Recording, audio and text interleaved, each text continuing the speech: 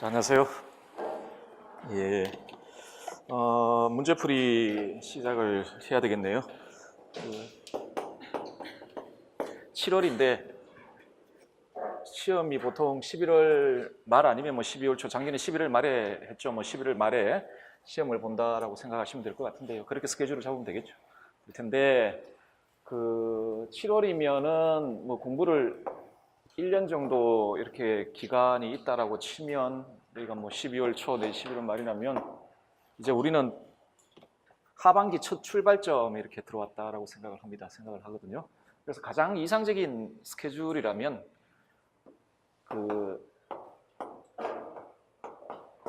요 상반기 때 기본적으로 정리가 다 되어야 되고, 가장 이상적이라고 했습니다. 제가 이데아란 건 실제적인 건 아니죠. 실제적인 건 아닌데, 그래서 이 단계부터는 좀 정리가 좀 부족한 게 있으면 보충을 하고 암기를 해야 됩니다. 여러분은 시험을 쳐야 되기 때문에 시험은 암기입니다. 어떤 형태의 시험이든지 간에 시험은 암기죠.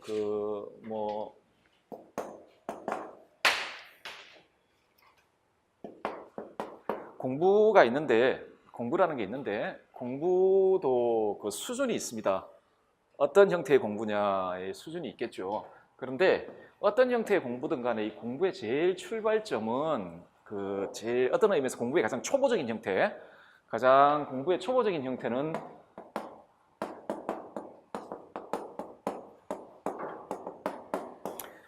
정보를 수집하고 정보를 이해하고 정보를 암기하는 겁니다.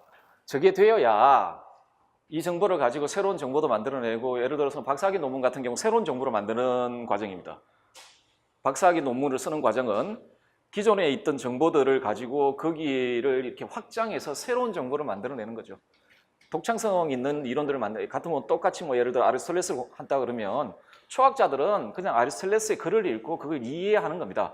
이제 그게 되면은 아리스토텔레스와 관련된 어떤 아주 독창적이고 그런 이론을 만들어내겠죠. 그런데 여러분들이 보는 시험은 공부의 가장 낮은 수준인 이것만 하면 됩니다. 독창적인 거 이런 거 필요 없어요. 그런 거 오히려 독창성은 독입니다. 시험에서는 독이죠. 근데 어떤 형태의 시험이든 마찬가지. 여러분 학교에서 봤던 중간고사든 기말고사든 뭐든 간에 다 그렇습니다. 다 그런데 그래서 이걸 잘 하셔야 되죠. 근데 이게 공부의 가장 초보적인 수준인데도 어떤 의미에서 좀 힘듭니다. 일단은 정보를 수집하는 것도 힘들고, 예를 들어 소크라테스를 공부한다 그러면 소크라테스와 관련된 어떤 정보를 봐야 될 것인지, 그리고 그걸 충분히 이해하는 것도 힘들고, 나중에 이제 그걸 암기를 해야 됩니다. 이게 안 되면 시험을 못 봐요. 지금 서술형 아닙니까? 그죠? 써야 되잖아요. 그죠? 써야 된단 말이죠. 그런데 이거는 노동입니다. 이건 노동이에요. 정말 힘들어요. 노동이거든. 게다가 쓰면서 외워야 되지 않습니까? 이렇게 몸으로 하는 겁니다. 이건 여기가 되어서 이건 여기까지는 머리로 한다라고 이야기할 수 있겠지만 암기는 몸으로 하는 겁니다. 굉장히 힘들어요. 뇌도 몸이지 않습니까? 그죠? 반복해서 외워야 되고 손으로 써야 되고 어깨도 아프고 팔도 떨어지고, 그러니까 나중에 되면 좀 덜 부담스러운 볼펜이 없을까 이런 생각도 하게 되고, 잘 나가는 거. 그렇죠? 그렇게 됩니다. 당연한 절차죠. 자, 여러분이 해야 될 공부의 수준은 이겁니다. 그리고 상반기까지는 적어도 이게 되어 있으면 가장 이상적입니다.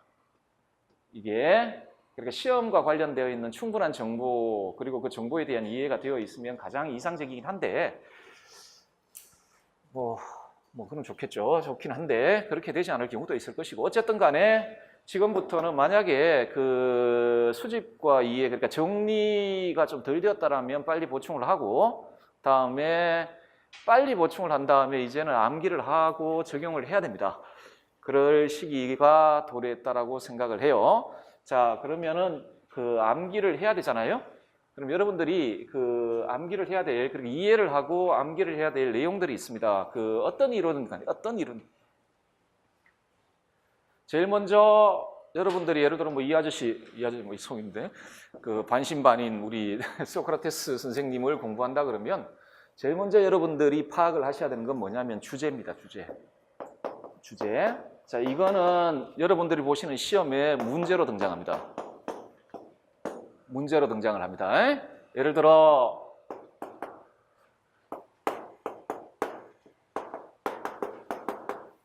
이런 게 주제죠. 그죠? 자, 어떤 이론이든 간에 어떤 학자든지 간에 평생에 걸쳐서 자기가 그 탐구하고자 했던 주제들이 있습니다. 예를 들어 소크라테스는 뭐죠? 정보의 수집과 이해가 아직 안 되셨나요? 소크라테스가 평생에 걸쳐서 탐구했던 주제가 뭐죠?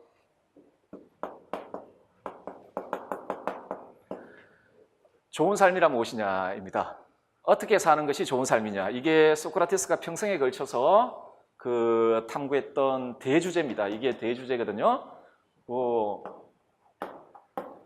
이게 아주 핵이 되는 대주제고요. 이 대주제의 해답을 찾기 위해 여기 이제 분화가 됩니다. 소주제들로. 예를 들어 뭐 지와 덕의 관계가 뭐냐, 지와 행의 관계가 뭐냐, 덕과 행의 관계가 뭐냐, 뭐 덕과 복의 관계가 뭐냐, 이런 방식으로 주제들이 전개가 돼요. 모든 이론들이 다 그렇습니다. 예를 들어 칸트만 해도 보편윤리 확립하는 게 자신의 그 평생에 걸친 과업이었잖아요. 그걸 대주제로 삼고 그러다 보니 그 주제로부터 예를 들어 무조건적인 선이 뭐냐, 의무란 뭐냐, 뭐 자율이란 뭐냐 이런 식의 소주제로 분화되어 나갑니다. 자, 여러분들이 제일 먼저 정리하실 때 먼저 아셔야 될 건 이겁니다. 이거. 이 학자와 관련해서 이 학자가 탐구했던 주제가 뭐냐.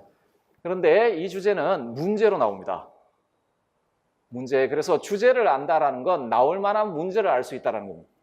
소크라테스면 아까 말씀드렸지만 지덕의 관계가 뭐냐라는 거, 지행의 관계가 뭐냐, 뭐 이런 것들 있잖아요. 자, 그걸 아셔야 되고, 그리고 이 학자들은 자신이 이런 식의 주제를 설정했으면 거기에 대한 답을 내렸을 거 아니에요.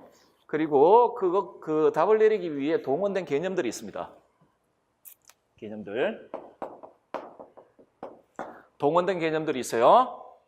뭐 예를 들어 다시 소크라테스 이야기하면은 지라는 개념이 있고 덕이라는 개념이 있고 행복이라는 개념이 있고 뭐 이런 것들이 있을 거 아닙니까? 동원된 개념들이 있어요. 그렇죠? 자, 이 주제들, 주어져 있는 주제들에 대해 그 대답을 할 때 사용되었던 개념들을 충분히 이해하고 암기를 하셔야 됩니다. 그리고 이때 개념은 언제나 용어로 드러나는데 그 용어는 그 학자가 사용한 용어로 암기를 하셔야 됩니다. 예를 들어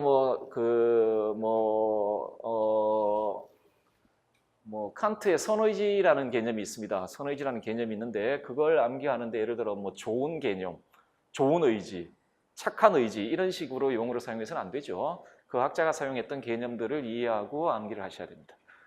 그러셔야 되고, 자, 마지막으로 여러분들이 이해하고 암기를 하셔야 될 건 뭐냐면 논리입니다. 논리. 이 개념을 가지고 그 학자가 이 주제와 관련해서 어떤 식의 논리를 펼쳐내요. 어떤 식의 논리를 펼치고 있는 그 논리를 이해하는 겁니다. 논리를 이해하시는 겁니다. 예를 들어 뭐 좋은 삶이란 무엇인가와 관련해서 뭐 소주제로 예를 들어 지덕 관계라는 주제를 가지고 있다라면 소크라테스가 이걸 던졌다라면 뭐 당연히 지와 덕이라는 개념을 사용했겠죠. 이 개념을 사용해서 이 주제와 관련해서 어떤 논리를 펼쳤냐, 어떤 이론을 펼쳤냐, 그렇죠? 이 논리를 이해하시고 암기를 하셔야 됩니다. 그래야 서술형 문제를 쓸 수가 있습니다. 서술형 문제를 쓸 수가 있습니다. 간단합니다. 정보를 수집하고 이해하고 암기하는 건 저걸 중심으로 하시면 됩니다. 그래서 제일 먼저 출발점은 이겁니다. 이게 그 학자가 다루고 있는 주제가 무엇인지를 일목요연하게 정리하고 계셔야 됩니다. 그 주제들 중에 어떤 것들이 문제화됩니다. 그 주제 중에 어떤 것들이 문제화되는 것이죠. 그리고 문제화되었으면 거기에 대한 그 사상가의 이론이 있을 거 아닙니까? 그건 개념과 논리로 구성되어 있습니다. 이런들로 그걸 암기를 하시는 거죠. 자, 이 기출문제래. 지난달까지 기출문제를 해가지고 아직까지 입에. 그 문제풀이 과정은 무슨 타이틀을 이렇게 붙이기도 하고 하는 분들도 계신데 예상 문제를 알아보는 시간이 아닙니다. 예상 문제는 다 예상할 수 있죠, 뭐. 그렇죠? 그런 시간이 아닙니다. 그런 시간도 아니고 저는 뭐 예상도 저는 예상하고 이런 거 싫어해요. 인생이 슬퍼져요. 예상하고 이런 거 싫어하고 그 예상 문제가 아니라 여러분들이 지금 7월달 첫 출발점이라고 하지 않았습니까? 그죠? 정리하고 아까 그러니까 주제가 뭐냐, 사용된 개념이 뭐냐, 논리가 어떤 식으로 전개되느냐를 이제 한 번 더 정리하고 좀 이렇게 이해하고 외우는 그런 계기가 되는 시간이 되었으면 합니다. 그래서 제가 아마 문제를 좀 풀어보셨겠지만 그 모의고사 문제는 이런 식으로 내지 않습니다. 실제 좀 이렇게 넓고 크게 냅니다. 크게 내고 그 문제의 기교를 많이 부립니다.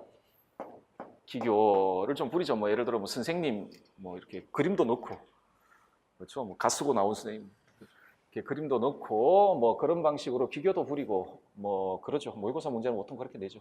그리고 모의고사 문제는 주제를 한 개를 내질 않죠.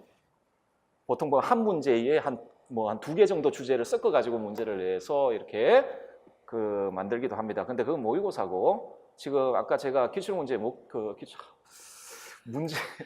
문제풀이 과정의 목적은 제가 설명을 드렸고 그 목적에 부합하도록 할 수 있도록 문제를 조금 더 세밀하게 작은 주제당 하나씩 문제를 낼 수 있도록 그렇게 문제를 내고요. 문제의 기교를 그렇게 부리질 않았습니다. 그리고 가급적이면 기교를 부리게 되면 모의고사는 기교를 부리게 되는데 가급적이면 기교를 부리지 않으면 장점이 뭐냐면 아주 스탠다드한 문제 형태를 계속 가지고 가겠다는 이야기입니다. 그러니까 제시문은 원문을 쓰고 뭐 이런 방식으로 쓰면은 좀 원문들을 많이 담을 수가 있습니다. 문제에. 그래서 그러면 여러분들 좀 대표적인 원문들을 좀 많이 이렇게 볼 수가 있을 것 같고, 자 그래서 문제를 좀 뭐랄까요, 지엽적이라 그래야 되나, 뭐 그런 위험성을 가지고 있지만 그걸 무릅쓰고라도 하는 게 나을 것 같다. 문제풀이에는. 자 그렇게 생각합니다. 그래서 약간 지루할 수가 있습니다. 약간 지루할 수가 있거든요. 근데 인생은 지루한 겁니다, 여러분. 인생은 지루한 거기 때문에, 그리고 공부는 그 지루함을 극복하는 과정입니다. 그 지루함에 져버리면 공부를 못합니다. 얼마나 지루합니까? 아침부터 일어나가지고 도서관 가가지고 앉아가지고 뭐 하는 짓거리입니까? 삶이 그 지루함을 이겨야 됩니다. 그러지 않으면 그 공부를 하기가 힘들죠. 자, 그렇습니다. 제가 며칠 전에 그 문구점에 뭐 살 일이 있어가지고 들어갔는데 거기 좀 큰 문구점인데 집 앞에 있는 거기 메시지 카드를 파는 그 부스가 있어요. 여기 뭐 이제 친구라든지 사랑하는 연인이라든지 뭐 이렇게 카드 앞에 이렇게 메시지가 있어요. 그럼 뭐 생일 사랑하는 사람한테 보내는 아니면 친구한테 보내는 아마 어떤 카드였는데 그 힘들어하는 친구에게 그 격려하는 그런 그 메시지 카드였습니다. 앞에 이렇게 써져 있었습니다. 그거 보고 굉장히 저렇게 써가지고 저 카드가 팔릴까 이런 생각이 들기도 했는데 이런 말이 써져 있습니다. 그러니까 오늘 너무 힘들더라도 너무 슬퍼하지 마라. 저 굉장히 마음에 위로가 되죠. 근데 그 다음 문구였습니다. 어차피 내일 또 힘들 테니까. 그걸로 끝나면 좋겠는데 그 밑에 두 단어가 더 들어가 있었습니다. 모레도 글피도. 그 카드를 보고 위로가 되세요? 그 카드가 팔릴까요? 그런데 처음에는 좀 웃겼는데 집에 오는 길에 그 카드 문구를 가만히 생각해 보니까 집에 돌아오는 길에서 상당한 위로가 되는구나라는 생각이 들었습니다. 어차피 힘듭니다, 여러분. 내일도 모레도 글피도 시험 칠 때까지는. 그러니까 아예 힘들다라는 의식을 머릿속에서 물론 지울 수는 없는데 어차피 내일도 해야 되고 모레도 해야 되고 그런 지루하고 힘든 과정입니다. 그걸 극복을 해야 시험을 칠 수가 있는 거죠. 시험을 칠 수 있고 좋은 결과를 가져올 거라고 그럼 단순히 시험뿐만 아니고 삶이 다 대충 다 그렇지 않습니까? 삶이 다. 자, 그렇습니다. 자, 일단 보시고 다음에 그 8주차로 되어 있는데 8주차에 다 끝내기는 굉장히 힘들 겁니다. 힘들 것이고 제가 보니까 한 주에 학자들이 많으면 한 7명 정도, 어떤 경우에 좀 중요한 학자가 있으면 한 5명 정도밖에 잘 못 나가는 그런 경우가 있습니다. 경우가 있고 그래서 만약에 제가 봐가 진도가 너무 밀리면 제가 미리미리 사전에 문제를 드릴 거거든요. 진도가 많이 밀리면은 중간에 보충을 한 번 내지 2번 정도 하는 걸로 그렇게 하도록 하고요. 그리고 그 7월 말, 지금 결정된 건 아닌데 7월 말이나 8월 초쯤에 휴강을 한번 하도록 하겠습니다. 좋죠? 근데 휴가 제일 더울 때죠. 그때가 저희 집 꼬마가 방학을 해가지고 제가 아빠 아닙니까? 아빠니까 방학했는데 그 뭐 방학은 집에서 밖에 더우니까 나가지 말고 집에서 열심히 공부하는 기간이지 이렇게만 이야기를 할 수가 없어서 어디 좀 갔다 와야 될 것 같고 해서 한 주 정도 휴강을 좀 하도록. 여러분들 뭐 그때 여러분들은 이제 어디 갈 생각하지 마시고 복습을 하시고 뭐 그러셔야 될 것 같은데 자, 그 정도로 스케줄 나가도록 하겠습니다. 자, 그래서요 그 기출 문제를 풀 때 그냥 문제 풀고 답만 읽어 드리는 것보다는 뭐 아까 우리 기출 문제 목적이 기출 문제란 문제풀이의 목적이 있었으니까 그 이론 강의할 만큼 그렇게 상세하게는 말씀을 못 드리겠고 그래도 간단하게 그 이론에 대한 설명을 같이 덧붙이면서 좀 나가겠습니다. 그래서 무조건 진도 빼기 위해서 막 달리고 그러지는 않겠습니다. 않을 테니까. 자, 보도록 합시다. 먼저 2번부터 보도록 합시다. 소크라테스가 되겠습니다. 1번 문제 한번 보도록 할게요. 1번부터 3번 문제까지는 1번부터 3번 문제까지는 소크라테스의 이론 중에 가장 중요한 이론입니다.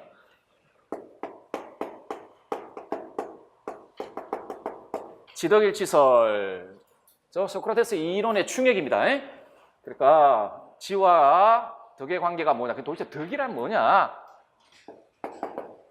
이게 소크라테스 이론에서 가장 중요한 이론이고 그리고 다른 이론들은 다 이쪽과 관련해서 소위 파생되어 나오거든요. 자, 1번 문제 보시죠. 다음은 어느 서양 고대 윤리 사상가의 주장입니다.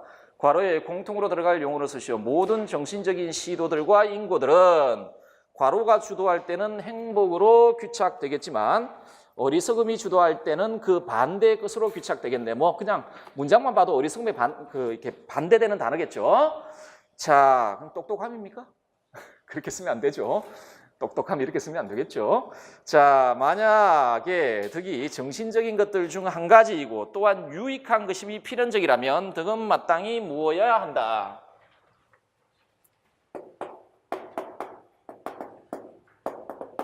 덕이란 정신적인 것과 관련되는 겁니다. 그렇죠? 덕이란 외적인 게 아닙니다. 뭐 건강이라든지 뭐 부라든지 미모라든지 이런 것들이 아니죠. 정신적인 것들과 관계되는데 이때 정신적인 것들은 여러 가지 종류가 있을 수 있습니다. 예를 들어 뭐 절제력이라든지 아니면은 뭐 기계라든지 의분을 느끼는 것 아니면은 뭐 천성적으로 태어나 뭐 이렇게 예를 들어서 그 학습 능력 같은 거 있잖아요. 이런 것들도 다 정신적인 것들입니다. 이런 것들. 자, 그런데 이것들은 그 자체로는 좋지도 나쁘지도 않아요. 잘 배우는 능력을 타고난 애가 그걸 잘못 쓰면은 그건 오히려 악행의 근원이 되어버립니다. 그죠? 자, 그런데 이게 좋은 것이 되기 위해서는 지금 소크라테스 선생이 뭐라고 이야기를 합니까? 이게 바르게 이용돼야 되고 바르게 이용돼야 되는데 어떻게 바르게 해요? 지식 혹은 지혜에 따라 바르게 이용돼야 됩니다. 그렇죠? 그래서 덕이란 지금 이 문장에서 나와 있는 거 보시면 덕이란 어떤 거냐면 어떤 성격을 가지냐면 지식 혹은 지혜에 따라 정신적인 것이 바르게 이용되는 겁니다. 이게 덕입니다. 지식 혹은 지혜에 따라 우리 정신적인 것들이 바르게 이용된 겁니다. 그리고 그렇게 되니까 이제 우리가 가지고 있는 정신적인 것들을 바르게 사용할 수 있는 상태에 놓이겠죠. 그렇겠죠? 자, 다 읽어보도록 하겠습니다. 그럼 괄호는 지식인데요. 지식 혹은 지혜인데 그건 모든 정신적인 것들이 그것들 자체로는 유익하지도 해롭지도 않고 지혜 혹은 지식이 덧붙여졌는가 아니면 어리석음이 덧붙여졌는가에 따라 해롭기도 하고 유익하기도 하기 때문이다. 덕은 어쨌든 유익한 것이기에 덕은 마땅히 뭐라고요? 지혜의 일종이어야 한다라고 이야기를 하죠. 자, 이런 이야기를 하고 있는 겁니다. 덕이란 우리 정신적인 것들과 관련되는 겁니다. 관련되는 것들인데 정신적인 것들은 그 자체 좋지도 나쁘지도 않은 겁니다. 나쁘지도 않죠. 나쁘게 사용되면 나쁘게 되는 것이고 바르게 사용되면 좋게 되는 겁니다. 자, 나쁘게 사용하게 되는 근원은 뭐라고 해요? 어리석음이라고 하죠. 무지입니다. 그렇죠? 바르게 사용하는 건 지혜에 따라 사용하는 거거든요. 하기 때문에 일체의 덕들은 전부 덕에 포함이 된다. 일체의 덕들은 전부 지식에 포함이 된다라는 논리를 전개하고 있습니다. 자, 이 논리가 그 소크라테스의 지덕일치설 논리가 가장 잘 드러난 게 메논편입니다. 메논편에 소크라테스의 지덕일치설에 대한 아주 명확한 논리가 드러나 있거든요. 자, 두 번째 문제가 이 메논편에 나와 있는 논리가 되겠습니다. 여러분들 뭐 이거 전부 다 제가 읽지는 않겠는데 복습하실 때 그냥 참고로 사용하시라고 뭐 제 수업을 들으신 분은 다 가지고 있을 수도 있습니다. 한 부 더 있어도 좋지 않습니까? 다다익선이라고. 자, 돈 드는 것도 아니고. 자, 어쨌든 간에 보도록 합시다. 2번 문제 한번 볼게요. 메논편을 조금 바꿨거든요. 읽기 좋게. 자, 다음은 서양 고전에 등장하는 두 윤리사상가의 대화입니다. 밑줄 친 물음에 대한 소크라테스의 입장을 이유와 함께 서술하라. 소크라테스 보세요. 이제 덕이 도대체 무엇인지를 함께 탐구해 보도록 할까. 메논이 그렇게 이야기합니다. 메논. 근데 선생님, 그것보다도 제가 처음에 질문을 드렸던 바로 그것, 즉 덕을 가르칠 수 있는 것으로 취급해야 할지 아니면 그것을 날 때부터 사람들에게 생기는 것으로 또는 도대체 다른 어떤 방식으로 생기는 것으로 다룰 것인지 이 문제를 저는 가장 기꺼운 마음으로 고찰하고 싶으며 또한 이에 관해 말씀을 듣고 싶다. 메논은 뭘 알고 싶어 합니까? 덕이 교수 가능하냐? 자, 소크라테스 나는 훌륭함이 무엇인지를 먼저 탐구하기에 앞서 그것이 가르쳐질 수 있는지 또는 가르쳐질 수 없는지 하는 문제를 고찰하려고는 하지 않겠어. 자, 이 문제에 대해 답을 하려면 소크라테스가 뭐라고 이야기를 하죠?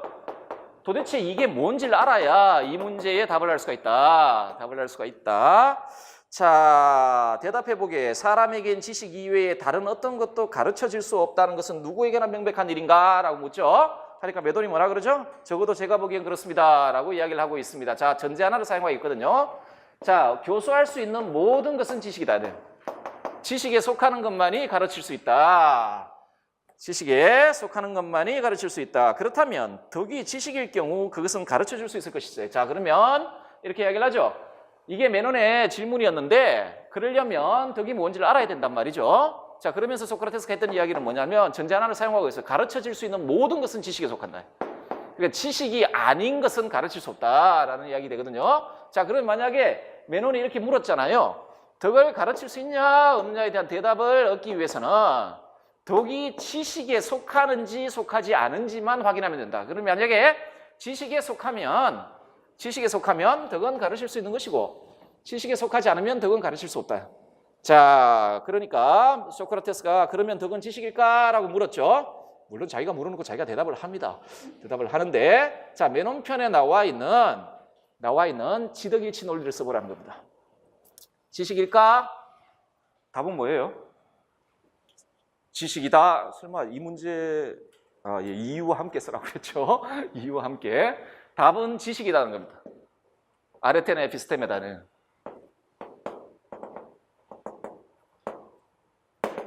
아레테는 에피스테메다. 이게 답이에요. 소크라테스의 여러분 잘 아시는 답이죠. 자, 그걸 메논편에 나와 있는 요 주장에 대한 논리를 써보라는 겁니다. 답 한번 보세요. 우리에게 있는 좋고 유익한 것들은 그거 자체로 좋고 유익한 것이 아니라 지식에 따라 바르게 이용될 경우에 좋고 유익한 것이 된다. 자, 소크라테스의 전제 하나거든요. 자, 모든 덕은 정신적인 것들과 관련되는 것으로 그것들을 소유한 사람을 언제나 이롭게 하고 하는 좋은 것이다. 자, 두 번째 전제죠. 근데 이건 여러분 개념적 차원에서 이야기를 한 겁니다. 덕은 이 아레테는 원래 그 고대 그리스인들이 사용했을 때 그 도덕적인 뉘앙스가 그렇게 많은 단어가 아닙니다. 어떤 대상이든 다 적용되는 거다. 아, 저건 참 훌륭한 거야. 이렇게 하기 때문에 훌륭함, 탁월성, 뭐 탁월함 이런 방식으로 이해가 되었죠. 그렇죠? 자, 이런 방식으로 이해하기 때문에 개념적으로 무엇을 덕이라고 한다면 그 덕을 소유한 사람은 그 덕 때문에 해를 입는 경우는 없어요. 왜냐하면 덕이란 훌륭한 거니까.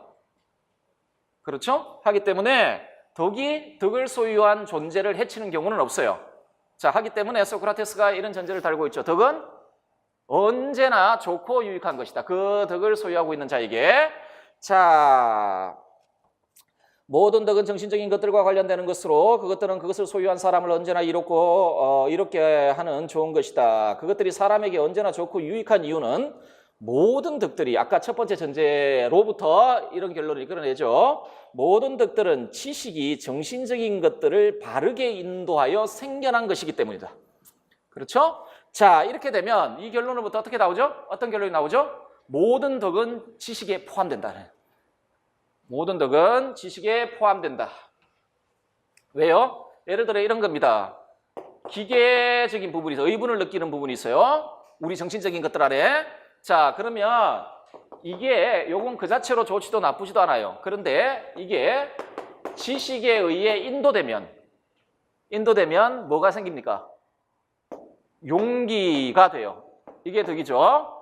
이게 덕이죠. 그렇죠? 예를 들어 그러니까 쉽게 배울 수 있는 애들, 천성적으로 이런 능력을 가지고 있는 친구들이 있단 말이에요. 그러면 이것도 좋지도 나쁘지도 않아요. 그렇죠? 이거 잘못 쓰면 아주 나쁜 짓도 해요. 그런데 이게 지식에 의해 인도되면 뭐예요? 플라톤 같으면 지혜 같은 게 생깁니다. 그렇죠? 자, 그러면 이 덕은 모두 이런 정신적인 것들과 관련되는데, 그리고 이것들의 공통 본질, 이런 덕들의 지금 공통 본질 뭐죠? 전부 지식에 의해 인도되었다는 거예요. 지식에 의해 인도되어 생겨났다는 거죠. 전부 지식에 의해 인도되었다는 거죠. 자, 따라서 모든 덕들의 공통 본질은 지식 혹은 지혜입니다. 아레테는 에피스테메다라는 말이 의미가 되겠습니다. 그렇죠? 자, 그래서 따라서 모든 덕들은 지식에 포함되는 것으로 그것의 본질은 지식이다. 덕은 지식이다. 이게 메논의 논리입니다. 메논의 논리고, 조금 더 일반적인 논리들을 지금 보도록 합시다. 자, 다음은 어느 서양 고대 윤리사상가의 주장입니다. 가로에 공통으로 들어갈 개념을 쓰고 그것과 밑줄친 덕의 관계에 대한 이 사상가의 관점을 두 개념의 성격을 활용해서 써보라라고 되어 있죠. 자, 좀 일반적인 차원에서 메논에서 논리, 다음에 좀 일반적 덕과 지식의 그 성격. 소크라테스가 지식이라고 이야기했을 때 도대체 이게 뭐냐는, 이게 무엇이냐, 덕이란 무엇이냐. 모든 것으로 괄호와 함께 사고 파는 것들이 참으로 용기이며 절제이며 올바름일세라고 되어 있죠. 뒤에는 다 덕의 항목을 이야기를 하고 있고, 우리 2번을 풀어봤죠. 무엇 때문에 이게 생긴다는 이야기입니다. 무엇 때문에 이 덕들이 생긴다는 이야기죠. 요컨대 괄호가 동반된 것이라야 참된 덕일 것이니 즐거움과 두려움들 그리고 그 밖에 그런 것들 모두는 덧붙여지기도 떨어져 나가기도 하겠지. 하지만 그것들이 괄호와 떨어져 서로 교환된 것일 경우에 그런 덕은 일종의 음영화와 같은 것이요 사실상 노예적인 것이다. 뭐 덕이 아니다라는 말이겠죠. 자, 두 번째 문장 다시 한번 보겠습니다. 요컨대 괄호가 동반된 것이야만 참된 덕이다. 그럼 괄호는 뭘까요? 지식, 지혜 둘 다 사도 됩니다. 소피하고 에피스테메를 혼용하니까 소크라테스는. 자, 어쨌든 간에 괄호는 지식이 될 것이고 혹은 지혜가 될 것이고, 자, 이 문제는 이것과 덕의 관계를 쓰라는 겁니다. 쓰라는 거고, 조건은 무엇을 줬냐면 이것과 이것의 일반적인 성격을 활용해서 쓰라는 겁니다. 이것의 성격, 이것의 성격. 자, 소크라테스의 지식이 도대체 무엇인지 좀 알아보는 문제가 되겠습니다. 우리에게 자 봅시다. 괄호는 지식인데, 지식이란 최선의 삶을 필연적으로 보장하는 인간으로서의 좋음에 대한 보편적이고 객관적인 참된 이성적 지식이자 최선의 삶을 유지하는 삶의 기술입니다. 지금 소크라테스 평생의 주제가 뭐라고 그랬습니까? 좋은 삶이란 무엇이냐라고 했죠. 하기 때문에 소크라테스의 탐구는 기본적으로 윤리의 영역 하에서 일어납니다. 하기 때문에 소크라테스가 찾았던 지덕일치라고 이야기했을 때 이 지식은 예를 들어 스토아적인 지식, 스토아는 자연의 이법이거든요. 자연 전체, 그러니까 일종의 자연법에 대한 지식이 될 텐데, 소크라테스가 지덕일치라고 이야기했을 때 저 지식은 어떤 의미에서 윤리적인 영역에 이렇게 한정이 됩니다. 좋은 삶과 관련된 지식이에요. 좋은 삶과 관련된 지식.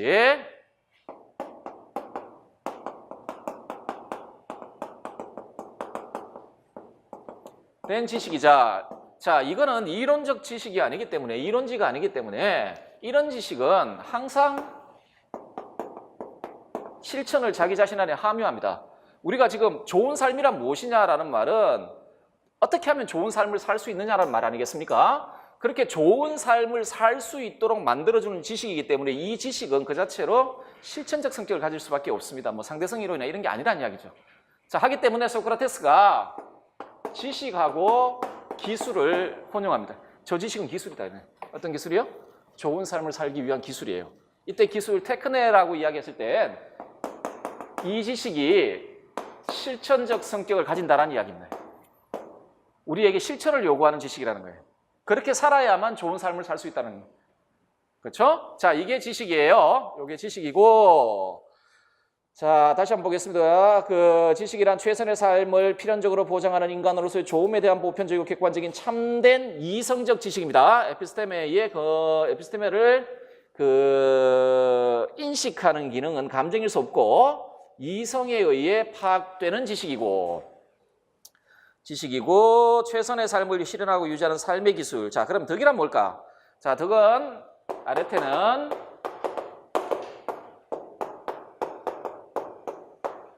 기능 수행과 관련한 탁월성이에요. 탁월성, 뭐 훌륭함. 아레테란, 덕이란 기능 수행과 관련한 훌륭함. 어떤 존재가 자기가 가지고 있는 고유한 기능을 훌륭하게 실현하고 있는 상태가 덕입니다.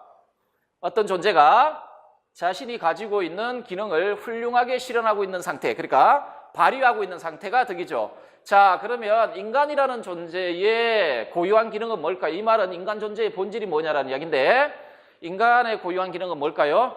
인간의 고유한 기능이 자리 잡고 있는 곳이 어디입니까? 영혼이고, 뭐 정신이라 할 수 있겠죠. 정신은 여러 가지 구성 요소들로 구성되어 있는데 이 중에서 인간을 인간답게 만드는 고유한 기능은 뭘까요? 이성입니다. 소크라테스의 관점에. 자, 그러면 그 덕이란 기능 수행과 관련된 그 탁월성, 훌륭함이에요. 어떤 자신이 가지고 있는 고유한 기능을 훌륭하게 발휘하고 있는 상태가 덕입니다. 그게 아레테예요. 그러면 인간의 고유한 기능이 이성이라 그랬죠. 그러면 인간의 덕이라는 뭐겠습니까? 인간의 고유한 기능인 이성을 훌륭하게 발휘하고 있는 상태죠. 자, 그러면 이성을 훌륭하게 발휘하고 있는 상태는 어떤 상태입니까? 이성이 하는 기능이 있죠? 뭐 이론지를 확립하는 기능도 있고 지금 윤리학의 영역에서 이야기를 하고 있지 않습니까? 인간으로서 잘 사는 것 혹은 좋은 삶과 관련하여 참된 삶을 이끌어내는 게 이성의 기능이죠. 자, 그러면 이성이 훌륭하게 발휘되고 있는 상태란 결국은 그 지식을 소유하고 있는 상태입니다. 그렇겠죠? 그리고 그거는 실천적 성격을 가지고 있죠. 그 지식은. 하기 때문에 그 지식을 소유하고 그것에 따라 삶을 유지하고 있는 상태가 인간의 덕입니다. 인간의 덕. 그래서 인간의 덕이란 인간의 고유한 기능인 이성을 완전하게 발휘하여 최선의 삶을 영위하는 데 필요한 보편적이고 객관적인 참된 이성적 지식과 최선의 삶의 영위를 위한 기술을 소유하고 있는 상태이죠. 자, 이렇게 되면 여러분 그 지식하고 인간의 덕 사이에 관계가 어떻게 되겠죠? 본질적으로 동일한 상태입니다. 그 지식을 소유한 상태하고 덕을 소유한 상태는 같은 상태예요. 소크라테스에겐 지식을 소유한 상태와 덕을 소유한 상태는 같은 상태입니다. 자, 이게 그 지덕일치설의 논리예요. 그러니까 지식과 덕의 일반적 개념이 기초한 지덕일치의 논리입니다. 자, 3번 문제도 봤고, 자, 4번 문제를 한번 봅시다. 자, 4번 문제는 지덕일치설로부터 나오는 하나의 귀결이거든요. 두 가지 귀결이 있는데, 일단은요, 아까 보셨지만, 이제 덕은 가르칠 수 있죠. 왜요? 덕은 본질적으로, 모든 덕은 본질적으로 지식이니까, 지식에 속하는 것이니까, 지식은 가르칠 수 있는 것이니까. 자, 또 하나 이 지덕일치설로부터 나오는 귀결점이 하나가 있는데 이거는 봅시다. 갑과 을은 두 서양 고대 윤리 사상가들입니다. 미출친 주장에 대한 갑의 비판 근거를 서술하시오. 갑 보겠습니다. 정말 감동적인 글이거든요. 이게 아마 크리톤이 아니고. 자, 그 감옥에서 마지막으로 그 독배를 들면서 했던 말 중에 하나입니다. 자, 죽음이라는 이끌어지는 것은 몸에서의 혼의 풀려남과 분리가 아니겠는가. 지혜를 사랑하는 사람, 뭐 철인이죠. 사람들은 실은 죽는 것을 수련하고 있거니와 죽음이 모두 가운데서도 이들에게 가장 덜 무서운 것일세. 그러니까 죽게 되었다고 해서 성을 내는 사람을 자네가 본다면 이는 결국 그가 지혜를 사랑하는 사람이 아니라 몸을 사랑하는 사람이라는 데 대한 충분한 증거가 그대한테 되어주지 않겠는가. 서양의 그 합리주의적 전통의 아주 대표적인 모습을 보여주거든요. 그 몸을 이렇게 비천하게 생각하고 영혼을 지금 그 소크라테스 유명한 주장입니다. 철학자는 매 순간 죽음을 뭐 이렇게 기다린다 이런 얘기를 하죠. 죽음을 뭐로 보죠? 몸으로부터 영혼의 해방으로 보죠. 그 이유는 뭐냐면 몸은 감각의 원천입니다. 감각의 원천이고 정신 혹은 영혼은 진리의 거주지입니다. 거주지인데 인간이 진리에 도달하지 못하는 건 이 온갖 그 감각의 방해 때문에 그렇다고 보는 겁니다. 하기 때문에 죽음이란 몸으로부터의 해방, 달리 말해 감각의 방해로부터 해방되어 순수한 진리를 인식할 수 있는 계기가 된다고 생각한 거죠. 자, 그런 식으로 소크라테스가 이야기했던 겁니다. 보도록 합시다. 동일한 한 사람이 모든 탁월성에 대해 가장 잘 어울릴 수는 없으므로 그는 한 탁월성은 이미 가지고 있지만 다른 탁월성은 아직 가지고 있지 않을 수도 있다는 것이다. 지금 무슨 주장을 하고 있죠? 이때 탁월성은 덕을 이야기를 하는 건데 이거 아리스토텔레스의 글이에요. 글인데 지금 아리스토텔레스 문제는 아니에요. 니코마코스 윤리학에 나와 있는 글인데 자 이건 덕들은 여러 가지 종류가 있죠. 용기, 절제, 관우, 정의 여러 가지가 있잖아요. 지금 이 주장은 무슨 말을 하냐면 자, 덕은 복수를 존재한단 말이에요. 한데 예를 들어 정의라는 덕을 가진 사람이 용기라는 덕을 가지지 않을 수도 있다. 절제에 있는 사람이 관우라는 덕이 없을 수도 있다. 자, 그 말을 하는 겁니다. 지금 이 밑줄 친 부분이. 자, 이것은 자연적 탁월성의 경우에는 가능하지만 단적으로 좋은 사람이라고 이야기하게 하는 그 탁월성들의 경우에는 불가능하다. 왜냐하면 실천적 지혜 하나만 갖추게 되면 모든 탁월성 또한 가지게 될 테니까. 자, 아리스토텔레스도 지금 실천적 지혜라고 여기서 아리스토텔레스죠. 이 주장에 반대를 해요. 근데 이 문제는 소크라테스 문제예요. 그렇죠? 소크라테스가 이 주장에 반대한 이유를 써보라는 겁니다. 자, 지덕일치설의 그 결론 중에 하나입니다. 소크라테스의 대화편에 라는 주장이 있습니다. 덕은 하나다. 이걸 나중에 콜버그가 써먹죠. 덕은 하나다. 그건 정의다. 모든 덕의 이상적 형식은 정의다. 뭐 이런 식으로 소크라테스한테 빌려와가지고 써먹는데, 그러니까 지혜를 정의로 바꿔가지고 써먹는데, 자, 이거 소크라테스가 했던 이야기입니다. 이거, 자, 이제 여러분 왜 덕이 하나인지 아시겠죠? 이때 소크라테스가 덕은 하나다라고 이야기했을 때 이 말의 의미가 뭡니까? 모든 개별적 덕들의 공통 본질은 지식 하나다는 라는 말입니다. 하기 때문에 지식을 소유한 자는 모든 덕을 소유하게 됩니다. 하기 때문에 자, 모든 덕들의 그 공통 본질은 지식이라고 했죠. 그러면 뭐 예를 들어 정의하고 용기가 있다 칩시다. 근데 어떤 사람이 우리가 관찰해 보니까 이 사람이 정의가 있으면 소크라테스의 입장에서 자, 덕이라는 것도 뭐라 그랬습니까? 정신적인 것들이 지혜에 의해 인도되어 형성된 것들이에요. 그러면 얘의 지식에 의해 인도되었단 말이죠. 그리고 이 사람은 지식을 가지고 있는 거 아니에요.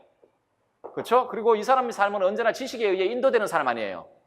그러면 나머지 덕들도 덕들의 공통 본질도 전부 지식에 의한 인도예요. 이성적 지식에 의한 인도란 말이에요. 그러면 얘가 정의롭다라고 보여지면 얘는 다른 덕들도 다 가지고 있는 거예요. 다른 덕들도. 자, 그래서 갑에 의하면 덕의 본질은 지식이다. 즉 모든 개별적 덕들은 지식의 개별적 표현에 불과하죠. 자, 이게 지덕일치설이죠? 그렇죠?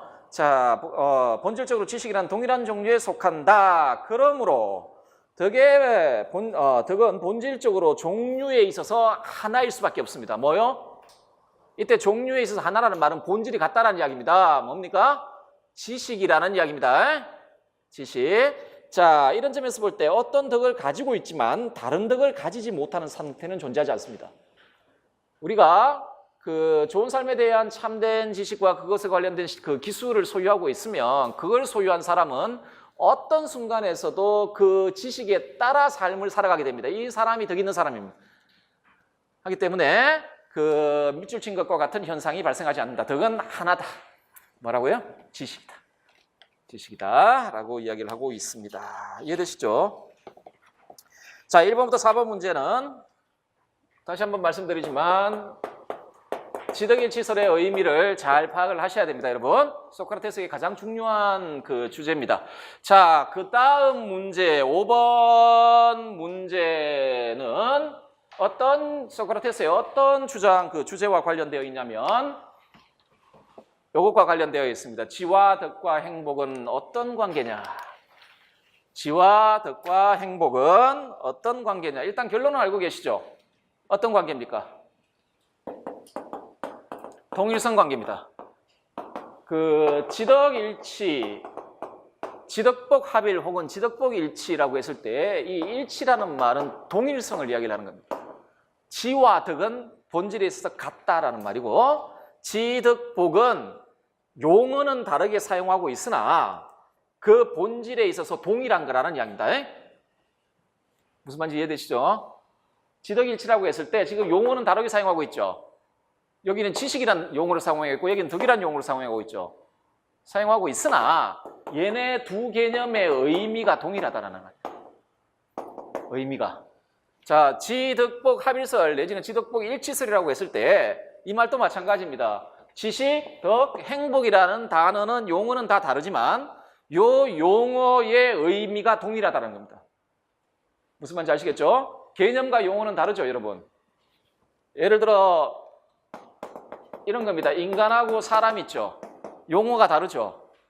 의미가 같습니까? 같지 않습니까? 의미는 같죠. 이런 관계입니다. 동일 개념이에요. 용어가 다를 뿐이에요. 용어가 다를 뿐이에요. 마찬가지예요. 자, 2번 문제, 5번 문제는 이 지덕복 합일설, 지덕복의 관계가 뭐냐라는 거죠. 자, 보도록 합시다. 다음은 어느 서양 고대 윤리 사상가의 주장입니다. 인간이 추구하는 삶의 궁극 목적과 그것의 성취 방법을 이 사상가의 관점에서 서술하라. 그래서 일단은요, 이 문제는 그 제시물이 누구 건지 알면은 되겠습니다. 아마도 누군가 말함직합니다. 자, 변론에 그 나와 있는 유명한 글입니다. 변론편에 나와 있는 유명한 글입니다. 그대가 침묵을 하고 조용히 지낸다면 추방되어 나가서도 살아갈 수 있지 않겠소라고 말입니다. 이것이야말로 여러분 가운데 몇몇 분께 잡득시키기가 무엇보다도 가장 어려운 점입니다. 만약에 제가 그건 신한테 불복하는 것이고 또한 그 때문에 조용히 지낼 수 없다고 말하면 여러분께서는 제가 시치미를 떼고 있는 것으로 보시고서 납득을 하지 않을 것이기 때문입니다. 반면에 제가 사람들에게 있어 가장 좋은 이기도 한 것은 이것이라고, 즉 덕에 관해서 그리고 그 밖의 것들로서 제가 대화를 하며 제 자신은 물론 다른 사람들을 캐물어 들어가는 중에 여러분께서 듣게 되시는 것들에 관해서 날마다 논의를 하는 것이라고. 그러나 캐묻지 않는 삶은, 이라는 소크라테스의 아주 유명한 주장이 나오죠. 캐묻지 않는 삶은 사람에게 살 가치가 없다. 감동적인 주장입니다. 변론에 나와 있는. 그리고 소크라테스의 이 주장 이후로 진짜 모든 사람들이 감동받고 했던 주장입니다. 캐묻지 않는 삶은 살 가치가 없다. 뭘 캐물어야 된다고요? 인간에게 가장 좋은 게 뭐냐. 그리고 덕에 대해서 이야기를 하고 막 하죠. 그렇죠? 자, 그걸 캐묻지 않는 삶은 살아갈 가치가 없다. 자, 말하면 이런 말을 하는 저에 대해서 여러분께서는 더욱더 납득하지 못할 것입니다. 라고 이야기를 합니다. 자, 여러분은 인간이 추구하는 삶의 궁극 목적? 좋은 삶입니다. 좋은 삶이에요. 그런데 그런 삶을 행복이라고 이야기를 하죠. 행복이라고. 자, 선. 누구나 다 선을 추구합니다. 소크라테스도 똑같이 생각합니다. 선은 모든 존재는 선을 추구한다. 좋음을 추구한다. 그렇지 않은 존재가 없다. 그 선 중에서도 궁극적으로 추구하는 선이 있죠. 최고선이라고 이야기되는. 이걸 추구한다. 인간의 최고선은 행복이다. 자, 이게 어떤 방식으로 성취 가능하냐를 묻고 있습니다. 어떤 방식으로 성취 가능하냐 한번 볼까요? 이거 한번 봅시다. 자, 그렇다면 소크라테스에게 행복은 뭘까? 소크라테스에게 행복이란 더 이상 좋을 수 없는 최선의 상태입니다. 이게 행복입니다. 근데 어떤 의미에서 굉장히 일반적인 개념이죠. 그렇죠? 여러분도 행복한 삶을 살고자 하죠. 지금은 아마 합격을 하고 나면 행복해질 거라고 생각하는데 일주일 안 갑니다. 아, 한 달은 갈라나? 아, 저기 발령 나서 출근하기 전까지 갈라나? 안 갑니다. 진정한 행복을 구성하는 건 합격이 아닙니다. 언제나 불만족스럽고 그럴 겁니다. 불만족스럽고 그럴 거예요. 제 주변에 선생님들, 그러니까 가족 중에 선생님들이 몇 분 계세요. 계셨던 분도 있고 지금도 현직에 있는 분도 있는데 은퇴하신 분도 계시고. 근데 뭐 불만족스럽고 선생님이 되었다고 인생이 행복해지는 건 아닙니다, 절대. 그런데 적어도 개념적으로 우리가 행복한 상태에 있으려면 그것으로 인해 우리가 불만족 상태에 있으면 안 됩니다. 그렇죠? 행복이란 더 이상 좋을 수 없는 최선의 상태. 그래서 인간의 최고선이죠. 그러면 어떤 존재의 최선의 상태는 뭘까? 어떤 존재의, 자, 더 이상 좋을 수 없는 최선의 상태가 행복한 상태라는 거예요. 지금 소크라테스가 말하기에. 그러면 어떤 존재에게 있어서 최선의 상태가 뭘까? 그거는 그 존재가 지닌 최선의 것이 완전히 실현된 상태가 그 존재에게서는 최선의 상태예요. 이해되십니까? 돈 많이 가지고 있다고 행복하지 않아요. 자, 소크라테스의 관점에서는 행복은 외적인 게 아닙니다. 행복은 내적인 겁니다. 행복은 내적인 거거든요. 자, 더 이상 좋을 수 없는 최선의 상태가 행복이고 어떤 존재에게 있어서 도대체 이 최선의 상태란 그 존재가 지닌 최선의 것이 완전하게 실현된 상태. 그러면 인간에게 최선의 것이 뭡니까? 인간 안에 있는 소크라테스의 관점인 이성입니다. 이성이 인간에게 존재하는 것들 중에 맹장, 심장도 굉장히 어쨌든 간에 이게 아니라 우리 영혼 안에 있는 이성이 인간이 가지고 있는 것 중에 최선의 겁니다. 그러면은 자, 인간에게 최선의 것은 영혼 안의 이성이죠. 그러면 인간의 행복은 뭐겠습니까? 인간에게 있는 최선의 것이 완전하게 실현된 상태가 인간의 행복입니다.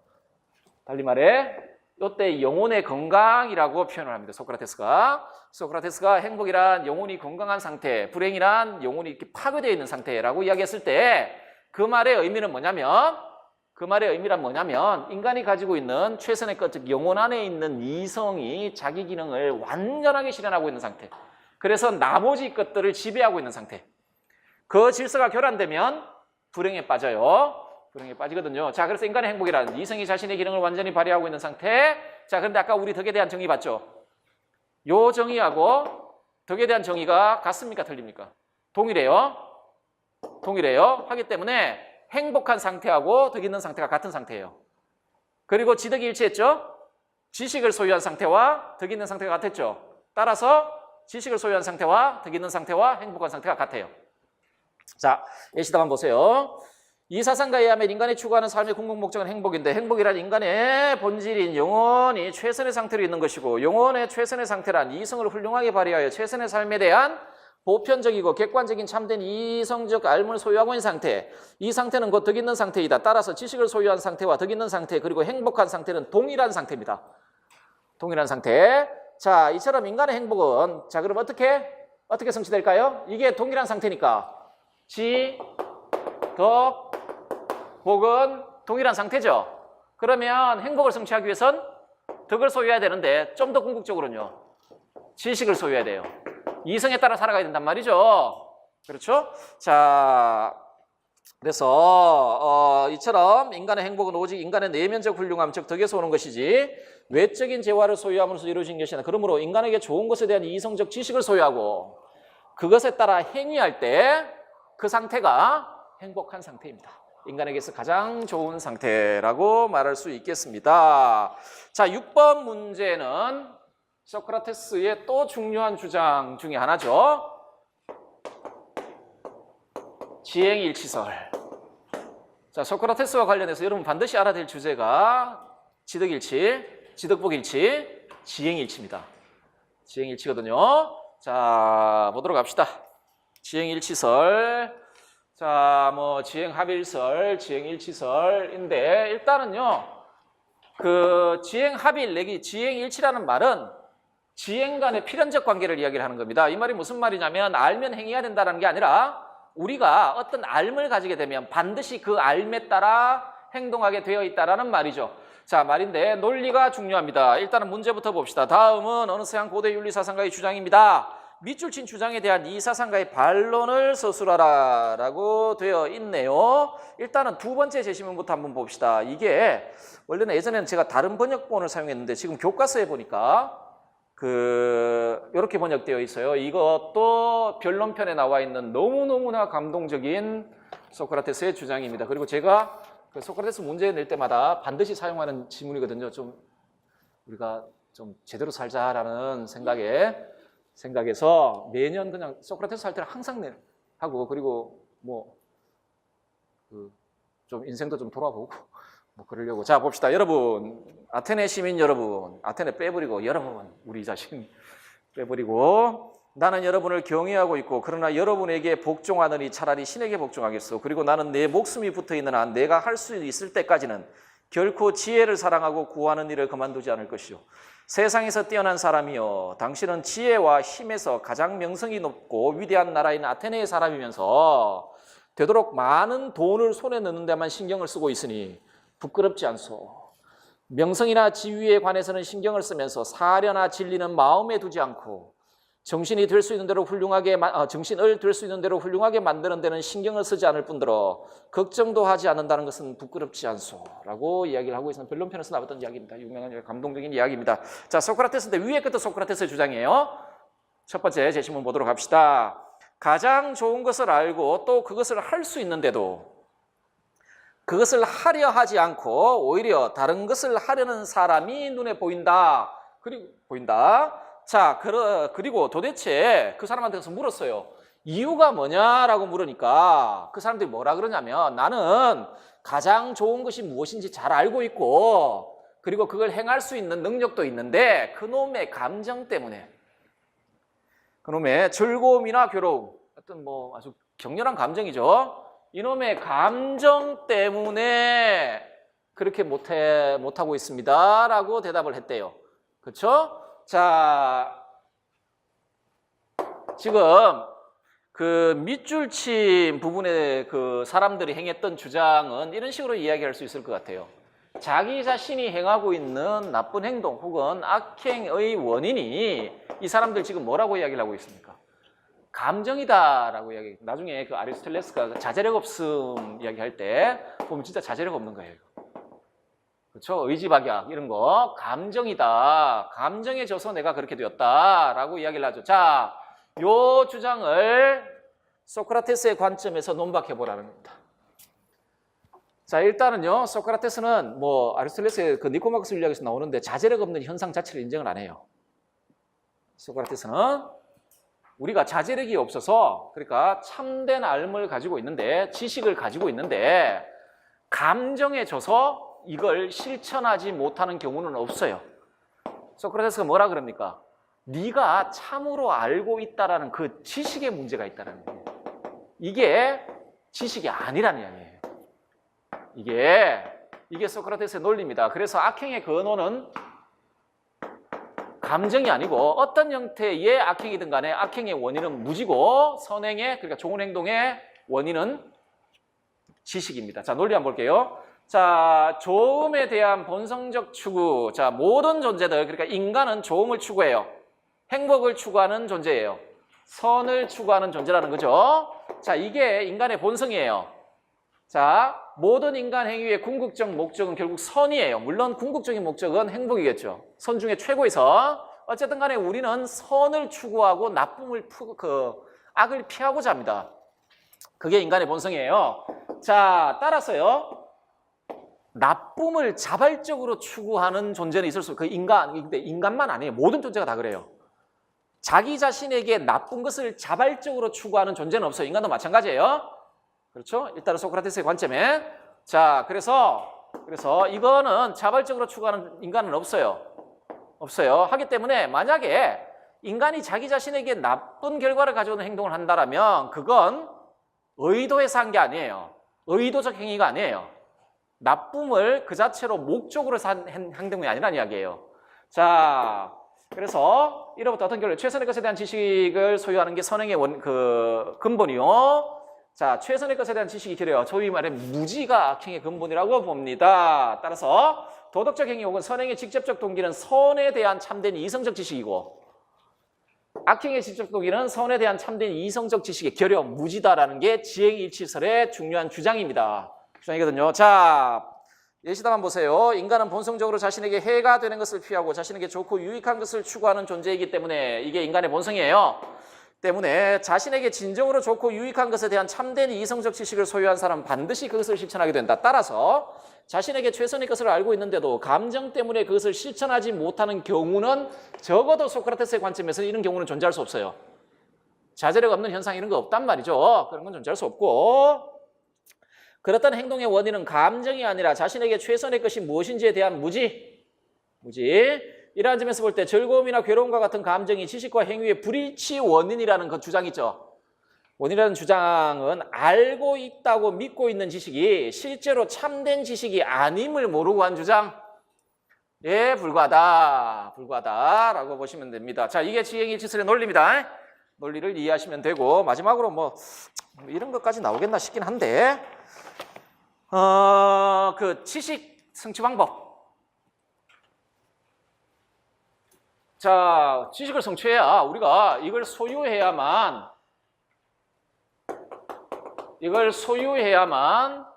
덕을 가질 수도 있고 행복할 수도 있죠. 하기 때문에 소크라테스의 평생에 걸친 작업은 뭐였냐면 이걸 소유하는 겁니다. 특히나 그 윤리적 개념의 보편적 의미를 알고자 했습니다.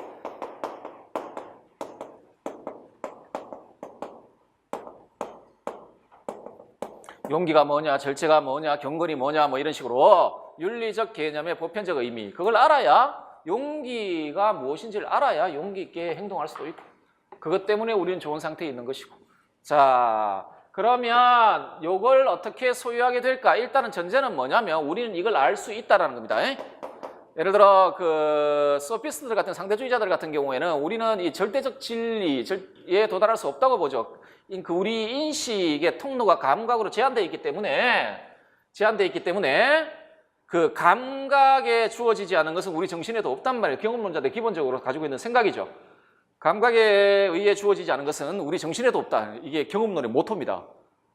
모토인데 하기 때문에 그 소피스트들은 진리가 있든 없든 간에 상관이 없고 우리는 거기에 도달하지를 못해요. 그래서 각각이 가지고 있는 소위 지식이라고 이야기하는 것들은 다 의견의 수준에 불과하다고 보는데 소크라테스는 우리 안에 최선의 것이 있다고 봐요. 우리 영혼 안에 이성이 있고 이 이성은 신적 진리를 파악할 수 있는 기능을 가지고 있다고 봅니다. 하기 때문에 절대적 진리들을 파악할 수 있다고 보는데요. 원래 최선의 방식은 직관입니다. 직관인데 우리 같은 범인들은 바로 직관할 수가 없죠. 하기 때문에 게다가 직관 자체가 훈련이 되어야 됩니다. 하기 때문에 이 지식을 획득하는 방법으로 제시했던 게 문답법, 혹은 대화법, 혹은 변정술 뭐 이렇게 번역은 뭐 여러 가지로 될 수 있습니다. 단어는 디알렉틱이 하나인데 뭐 대화법, 뭐 변정술, 뭐 문답법. 자, 그것과 관련되어 있습니다. 자, 이것도 변론에 나와 있는 이야기인데요. 한번 읽어볼게요. 다음은 어느 서양 고대 윤리 사상가의 주장입니다. 밑줄친 내가 알지 못하는 것이 무엇인지 쓰고 그것을 알기 위한 방법으로 이 사상가가 제시한 방법을 구성하는 두 단계의 특징을 서술하라. 아나토스와 이 아니토스라는 사람이 소크라테스 고발한 사람이에요. 소크라테스 고발한 사람입니다. 아테네가 믿는 신을 부정하고 젊은이를 타락시켰다라는 이유로 고발했고, 자, 그래서 그놈과 함께 이야기를 해봤다. 대화를 해본 적 이 사람이 다른 많은 사람한테는 현명한 것으로 여겨지고 있었지만 특히 자신이 그렇게 여기고 있었지만 사실은 그렇지 못한 것으로 제게는 생각되었습니다. 그래서 저는 그에게 그가 자신이 현명한 것으로 생각하겠지만 실은 그렇지 못하다는 것을 밝혀주어 보여주려고 했습니다.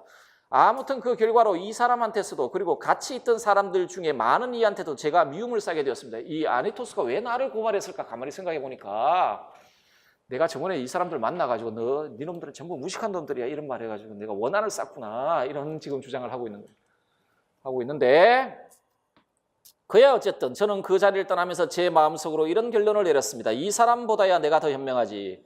그건 이 사람은 자기가 실은 알지도 못하면서 대단한 걸 알고 있는 것으로 생각하고 있지만 나야 사실상 내가 알지 못하듯 알고 있다는 생각도 하지 않기 때문이지. 소크라테스의 소위 그 무지의 지라고 이야기하는 이야기죠.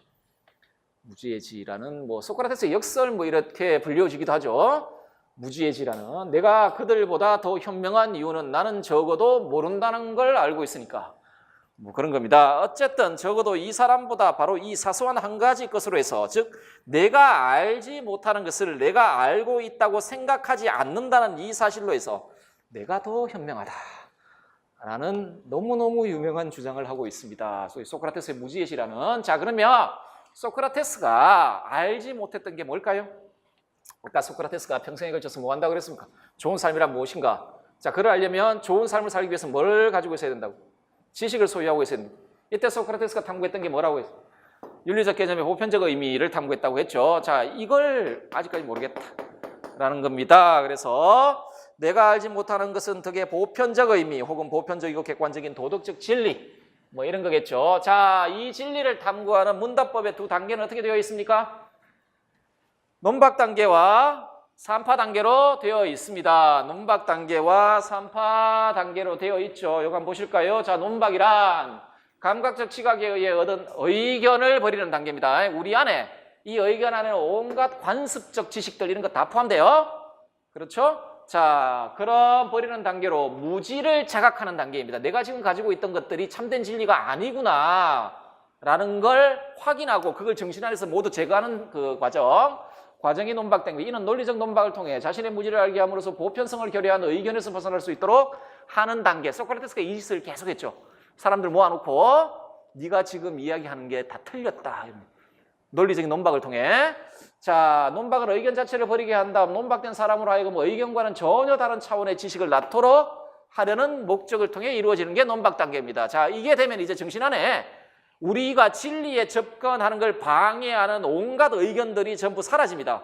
이 말은 뭐냐면 이제 진리에 접근하기 위한 기초를 놓았다는 거죠. 그 다음에 하는 게 산파인데 산파 단계, 산파술이라고 불려지는데 이걸 왜 산파라 그러신지 다 아실 겁니다. 이거는 선생님의 역할과 관련되어 있는 이야기입니다. 선생님의 역할은 산파와 같다. 애를 낳는 건 임산부가 하는 일이고 산파는 그걸 도와주는 거죠. 선생님은 그러니까 진리에 나아가는 실천적 활동을 능동적으로 이끌어가는 건 학생들이고 선생님은 그 길로 나아가도록 도와주는 역할을 한다라는 거죠. 논박된 이로 하여금 이성을 사용하여 의견과는 감각 쓰면 안 됩니다. 순수 이성이에요. 감각은 진리에 도달할 수가 없어요. 우리 영혼 안에 있는 최선의 것, 신적인 부분이라고 불려지는 이 이성이 있잖아요. 이성을 사용하여 의견과는 차원을 달리하는 보편적이고 절대적인 지식을 스스로 낳도록 하는 단계이며 진리에 이르는 공동탐구의 단계입니다. 선생님과 학생들이 공동탐구에 나가는 그런 단계를 산파라고 합니다. 뭐 예시 답안을 제가 굳이 읽을 필요가 없을 것 같습니다. 조금 쉬었다가 플라톤 하도록 합시다.